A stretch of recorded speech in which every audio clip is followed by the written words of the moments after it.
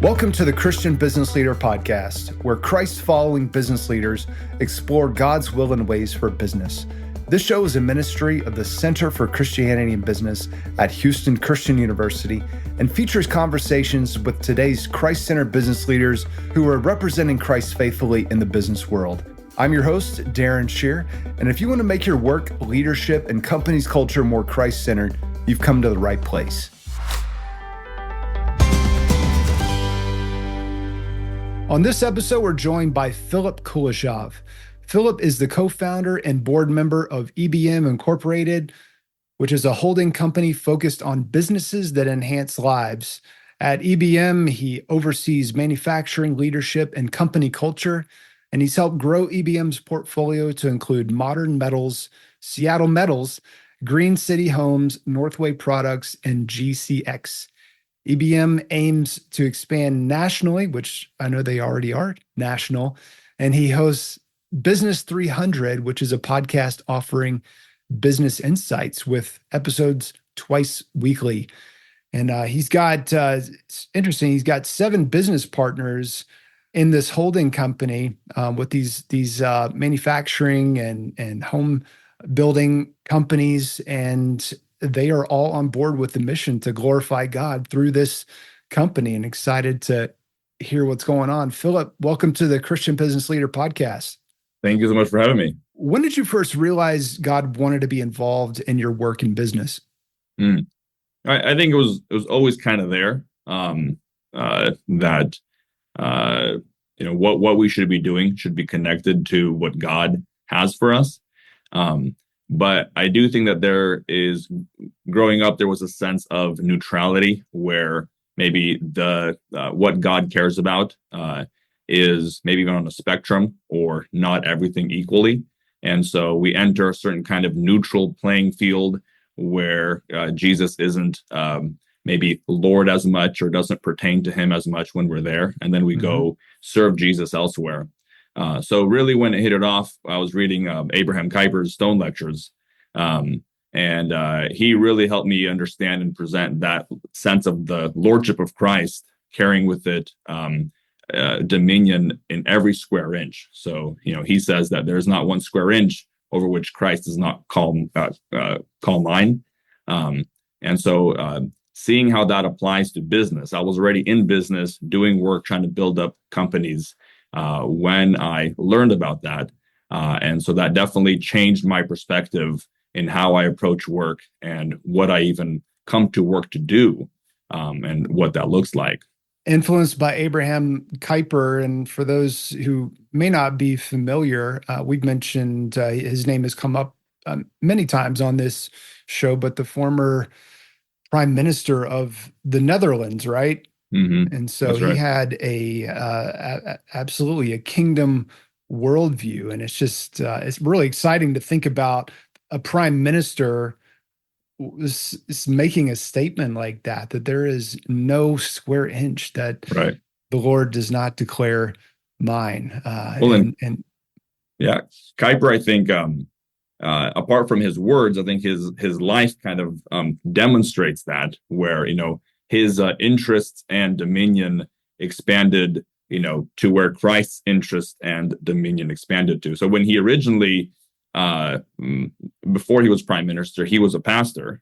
And then when he started kind of changing some of his worldview, some of his look on life in that light, he ended up leaving the pastorate and becoming a journalist. So he was publishing both a weekly paper, a daily paper, and then that led to him starting a whole political movement, a new political party that led to his own prime minister position. And then him starting the Free University of Amsterdam is then when he gave that speech that he said, there's not one square inch over. So he's definitely a tornado of a man, kind of involved in a lot of different things, and kind of on the go all the time. Yes.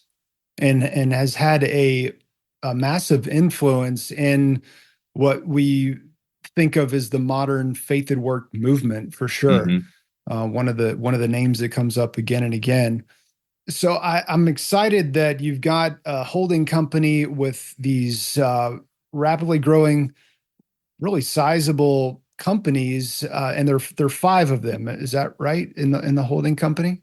Uh, yeah, there'd be five, I guess. Yeah, so Yeah. we do real estate development, construction, both in the Seattle area, kind of expanding there, and then launching out in Greenville, South Carolina. And so we build houses, spec houses. Then we have a excavation company, and that one is focused right now primarily in the Seattle area as well. And we're also trying to follow our Greenville path there. And then that's kind of the side that's focused on construction. And then we have three manufacturing facilities. One is a welding shop that does architectural and structural metal. So we provide metal products and install them for mid-rise buildings. We have a sheet metal company. So we do weatherproofing sheet metal, other sorts of sheet metal. And then we have a CNC machining shop. So making products for aerospace, medical, maritime, different sorts of industries there. Yeah. So how do you get seven business partners to get on board with and stay on board with this mission to glorify God through these companies? Yeah. It's not easy. It's not easy if you're trying to walk with integrity and kind of walk in the light. So yes, all seven are believers, and our faith is very much the reason why we are in business, and our faith is what keeps us together in business. So we've been doing this together as a board of seven since 2017. So maybe kind of out of the honeymoon phase, and we already know how to work together. But getting to the spot definitely took a lot of tug and pull, figuring out how to work together. But that overarching mission to build up businesses that honor Christ, and doing so because Christ cares about it, is what keeps us coming to work. And that is difficult to find a group of guys who hold those two things together and are able to carry it kind of long term with a long term vision, as opposed to just like a short term project. And so I think there is a lot of value in seeing that like mindedness, even if we have different approaches and different ways of doing things. We have people even coming from different backgrounds. Some of our guys on our team are more from a corporate background. They're former Boeing executives, former M&A merger workers as well. And then we have startup entrepreneurs kind of working up from the back end. And so people approaching business in different ways. So keeping everybody on the same page together is challenging. But I think that overarching mission is what connects us. And then, like I said, walking with integrity, like we understand that Jesus cares about how we operate and what we do individually as well. And so having to lay aside, maybe some of our own preferences in order to work together. And then when there is sin involved, when there is a certain kind of maybe backlash towards each other, we want to be able to reconcile, ask for forgiveness, forgive, and move forward. So treating each other like brothers in Christ, I think, is really important and what has kept us together throughout this time. Yeah. So there's shared worldview, shared mission, and for that to be sustained over time, which evidently it has, I know that there are some habits that help you and your companies to reflect God's character. What's one of those habits that comes to mind? Not so much a guiding principle, but a specific actionable and habitual practice that you've instilled in the culture. Yeah. Well, so we worship a Trinitarian God. And so his nature is communal, meaning his nature is fellowship. Love and fellowship is God. It is what it is. And so those things are not distinguishable from him. So trying to mirror that sort of nature of fellowship and community in our business, we think is really important. A certain kind of camaraderie, right? Where we understand that it is not just me against the world, but we are together as a brotherhood. I do think that just in the world in general, that is very much lacking. And then you see that in the church also. So being able to flesh that out, what does it mean that we are a brotherhood? We are, whether it's again, believers outside of business as a community, but then specifically in business, when you're on mission together, you have a certain kind of objective. You're trying to take this hill together. Okay, we are marching towards it as a brotherhood. So, we talk about these sorts of things all the time and work with that. So even like we do weekly Bible studies together as a board. That's just a very practical example of how we continue hashing it out through our worldview and our understanding of what the mission is and how to work towards that. And then we flesh that out into each one of our businesses as well. So a little thing we do is a monthly Thanksgiving meal in each one of our companies, where the last hour of one of the days a month is a paid hour for all the guys, and we provide food and we share a meal. And so again, focused on that sort of camaraderie and fellowship that even within our businesses, we're trying to develop and build together. So I think that sort of communal nature of our triune God is something that we hold dear and that we think is important to manifest. Yeah. What's one of your favorite stories that illustrates this higher purpose that's being lived out through your companies, that would provide an example for us? Yeah.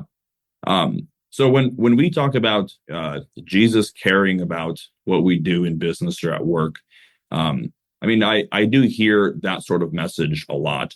But a lot of times maybe it's semantics, maybe it's a certain kind of focus, where there are a lot of Christians in business who maybe sprinkle a certain kind of veneer to Christianize their business, to make it appropriate for God. Where the actual work that the business does itself of building these products, whether they're houses, their parts, or whatever the business is doing, software, that work itself is neutral playing field, and we have to make it Christian. Whereas if Jesus is Lord over our business, we don't need to make him be Lord. We just need to acknowledge that he is and then work as unto the Lord. And so in our business, as we serve our customers, build our products, as we manage our employees, we ought to be doing so as unto the Lord. So our mission statement includes to bless people's lives, right? So we at EBM, we build up an impact culture by developing businesses to bless people's lives. So that emphasis of blessing people's lives, we think, is, again, our calling in general as Christians, to shine your light, to love your neighbor, right? These are just different ways of saying that sort of thing. But the people specifically in business that we are after blessing is the customer. And that is indistinguishable from the business purpose. So when we become business owners who are working as unto the Lord, we should care more about serving that customer in a way that is excellent, in a way that is good. So one example, when we acquired our CNC machining shop, we did have we presented that sort of worldview, and not everybody was excited about it. And there were people who were unbelievers, and they felt threatened maybe by that sort of religious talk.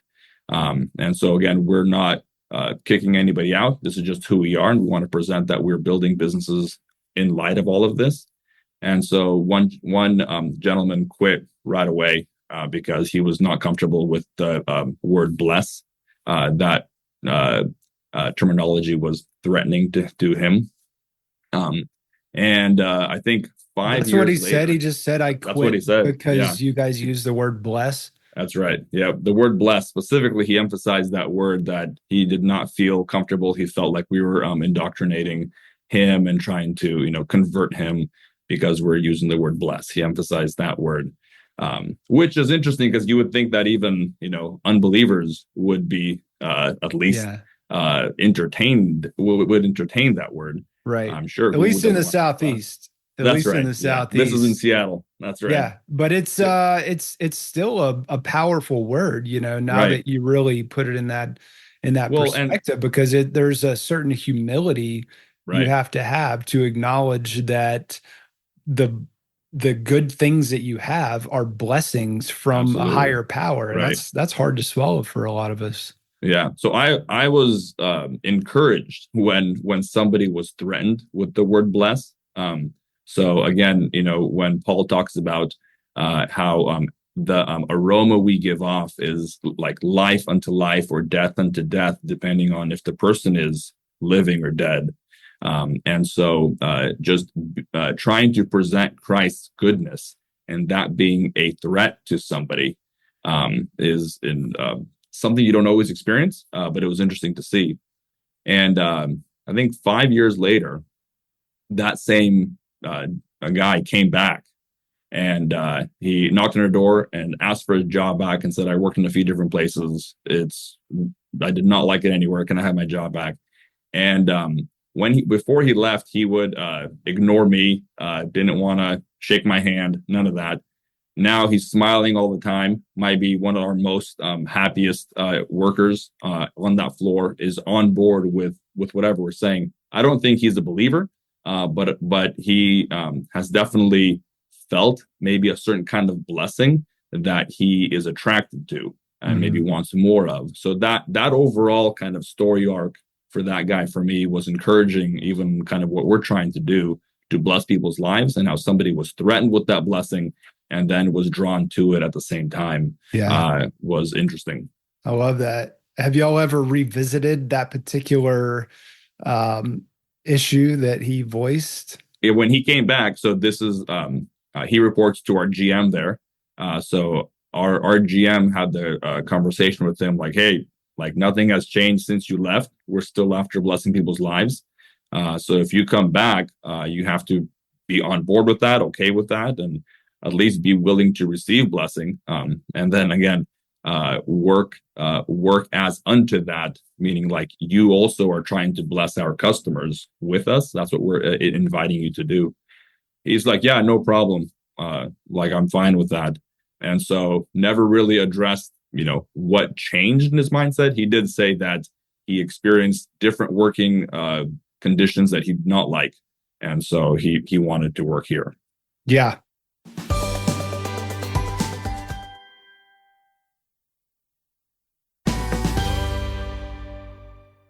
Do you have a sense that you're actually discipling the people that work in your companies? Yeah, for sure. As followers of Christ, even though they might not even be aware of it or think about it like that, or what's your take on that? Yeah. So we have maybe half of the guys who we employ are believers, and half are not. But again, at the very least, we want to be clear and explicit on the forefront of who we are and what we're trying to do, and kind of we're building this as Christians. And so people at least need to be comfortable with that. And so there definitely is a sort of even explicit discipleship that does happen with those who are believers. Where when we're talking with them, we do kind of bring it in that light. But with those who are unbelievers, I do think there's that sort of attractiveness that I was talking about before, where they are drawn to that blessing. But the other kind of discipleship maybe that happens, I don't know if I'd call it that, but it is a sort of accountability that these people are more accountable before God, because their eyes are more opened. They have seen more of God's goodness. They've experienced more of God's grace, and that's what we want to be as Christians, are the tools of God's grace to be poured out onto people. And so these unbelievers have experienced more of that, and so they are with less excuse. So we do want to again present God's blessing as attractive, as tasty, as good, so people want more of it. So if they could be drawn to actually becoming believers, that's awesome. But if they don't, that is still, I think, God's means of accountability for them in their ultimate life as well. Right. So I think one way or another, we're presenting that truth and kind of presenting what God looks like to them. Yeah. So in addition to the evangelism side aspect, how about the discipleship aspect, where if people are going to be discipled, the way I see it, it's going to happen in the workplace, or it's not going to happen at all. I mean, at least if you're a working age person, and certainly you get most of your initial worldview probably from your upbringing, but from that point on, it's the workplace that really shapes people. Have you seen evidence that you're really shaping the way people behave, the way they think, the way, not that you're there to, brainwash them per se, Hmm. but Yeah. you have a tremendous amount of influence on them because they spend most of their waking hours on your clock. Right. Right. Yeah. And so I do think there's a certain kind of, um, again, understanding as to what sort of relationship this is. At work, I am not their pastor. I'm not their father. I am their employer. Mhm. And so being able to understand what that looks like and how that applies, but uh, work is part of our purpose. God created us to work. This is why we're here. He blessed them and then gave them their assignment to go subdue and take dominion. So teaching people how to work, how to take on that responsibility, and then giving them a path how to grow in their career, what that looks like, I think is very much connected to discipleship as well. What does it look like to become more responsible, to take on a heavier burden? What does it look like to become more of a master in your trade, to excel in your work, and like Proverbs says, stand before kings, right? What does it look like to have more autonomy and control to be able to rule your domain, your assignment here? So as people learn and grow to become good workers and good craftsmen, that is a certain kind of discipleship that I think is very much relevant. That even like a lot of homes today that are maybe either explicitly fatherless or the dads are absent, those young guys are not trained in, and so even hiring young guys who we could kind of put under that umbrella and then train them and show them, hey, here's an opportunity. Here are resources. Here is a way for you to learn in your skill and grow and take responsibility, I think is discipleship. And so for sure, especially when we see hungry, eager young guys who are willing to work and wanting to learn, and for us to be able to provide that opportunity, I think there's nothing much better to be able to align those resources and opportunities with those guys. So Yeah. yeah, I think discipleship in that way is very much relevant. Yeah. And work is not just a sort of skill set of a disciple. I mean, work is the context for that discipleship to happen, because it's not only their craftsmanship and, when they're working with things and widgets, and it's their relationships, because work is so highly relational, and that's such a massive part of discipleship, is learning how to bring your entire life under the lordship of Christ, right? The Right. way that you might feel bad today coming into work. What are you going to do with that? Hmm. You might be upset with this person. What are you going to do with that? Right. Um, and just navigating all of life's challenges, it all is right there in the factory, Right. isn't it? Right. Right. Well, then I think like work again, it requires you to come out of yourself in the sense of your own self focus. You can't focus on yourself when you're trying to be productive, when you're trying to work, because there is an outside output of that work. Again, if you're trying to serve a customer, if you're trying to bless another person, there needs to be some sort of a recipient to your effort that is not you. And so for you to be productive at work, you need to focus on somebody else, on serving somebody else. And I think that in itself requires a lot of humility, a lot of kind of, again, growth and maturity in what that looks like and how to do that. And that a lot of what Christ even comes in, brings with getting down on his knees and washing his disciples' feet. That sort of servant approach, I think, at least mentally, is necessary in order to serve customers, in order to serve other people. We can't be productive if we think it's all about us. We have to come from a position of giving as opposed to taking or grabbing. And again, so teaching our people what that looks like. So if we have employees, if we have people who come at their work very selfishly or grabby, entitled, okay, this isn't working. This is why it doesn't work. And especially, again, if they're confessing believers, that does add an additional paradigm to all of that, where I think it makes it much more clear. But nonetheless, like I said, that sort of growth and discipleship happens whether they're believers or not. Yeah. Well, you shared the really miraculous story of the man that came back after being upset about the word bless. Is there another story of a time when you saw God's hand at work in your company or one of the 5 companies? Yeah. I mean, one is the fact that we're still here. That is definitely God's hand at work. Overall, so I originally kind of joined this effort in 2011, end of 2011. I was just looking for a job because I wanted to get married. I found a girl and needed a job. So I joined Modern Metals as the 5th employee there. And then right now that company has over 50 employees. And so it just kind of helped grow all that. And definitely learning as I go. It's been a roller coaster ride. I dropped out of UW in Seattle because I wanted to just pursue work and pursue the opportunity. And so I did not come at this with some sort of a educational background. So God's hand in my work throughout the last 13 years or however long it's been has been very evident.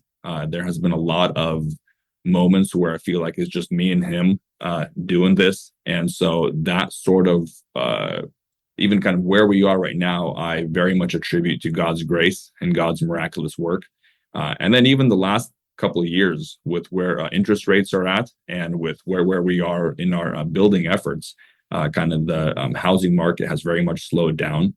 And so God's sustaining work has come through over and over again. And one maybe interesting point as well. So in our building efforts, we have equity partners where we raise equity with just outside investors on a project by project basis. So that's something we're always actively looking to engage with and grow. And as we initiate projects before we could go vertical, we need more equity there. And one target audience for some reason has been the Indian community. So Hindus that have engaged with us, at least in this Seattle market, with a lot of our building efforts. And so God even coming through that way where we need to fund a project. And then we're maybe having a hard time finding that equity, but he comes through from like a back door of people who aren't even in the same worldview box that we're trying to do, but then he supplies and provides for us that way. Is also him coming through for us in again providing, answering our prayers again from people who we wouldn't even expect. Yeah, wow, truly miraculous. So your website is philipkulishov.com. That's KULISHOV.com. And that's Philip with 1 L. People can get that in the show notes for this episode. Anything else you want to tell our listeners about how they can hear more from you? Yeah, you could check out my website on X. Also, you can follow me there. It's Cool Phil, so KUL, the beginning of my last name, and then PHIL on X, and then I'm on Instagram as well. So again, I'm actively trying to promote this idea of Christians in business, and that our end goal there under the lordship of Christ is still to serve that customer well, to care about our work, and to excel in it. It's not that we need to, again, sprinkle a Christian veneer, but the work itself matters. And so that's what I keep trying to talk more about. Yes. Well said. Well, thank you for moving the conversation forward. We certainly need it. There's much to be done. Philip, thank you so much for sharing your wisdom and your experience with us today. We're all better for it. Yeah, my pleasure, Darren. Thank you. Thanks for listening to this episode of the Christian Business Leader Podcast. Be sure to subscribe, leave a review, and tune in for the next episode as we continue exploring God's will and ways for business.